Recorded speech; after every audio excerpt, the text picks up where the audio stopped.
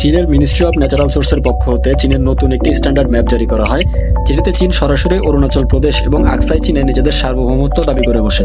এছাড়া তাইওয়ান এবং ম্যারিটাইম এরিয়ার সাউথ চায়না সি এর এই সম্পূর্ণ অংশটিতেও চীন নিজেদের অংশ হিসেবে দেখানো হয় রিসেন্ট এই ম্যাপে।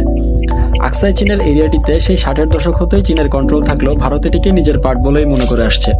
আবার অরুণাচল প্রদেশে ভারতের কন্ট্রোল থাকলেও চীন দাবি করে আসছে যে এটি তিব্বতেরই একটি অংশ মাত্র। আকসাই চীন চীনের স্ট্র্যাটেজিক করিডোর হিসেবে চীনের জন্য অত্যন্ত গুরুত্বপূর্ণ, কেননা এটির মাধ্যমেই ওয়েস্টার্ন চীনের সাথে তিব্বত কানেক্টেড হয়।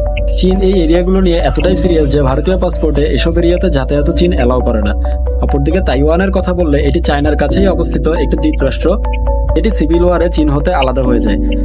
তাইওয়ানের নিজস্ব পাসপোর্ট রয়েছে, কারেন্সি রয়েছে, এমনকি সরকারি সংস্থাও রয়েছে, মানে সম্পূর্ণ আলাদাভাবেই একটি আলাদা রাষ্ট্র বলেই ক্লেম করে তাইওয়ান নিজেদেরকে। কিন্তু চায়নার ক্লেম হচ্ছে তাইওয়ান চীনের একটি প্রদেশ মাত্র এবং এটি আলাদা কোনো রাষ্ট্রও নয়।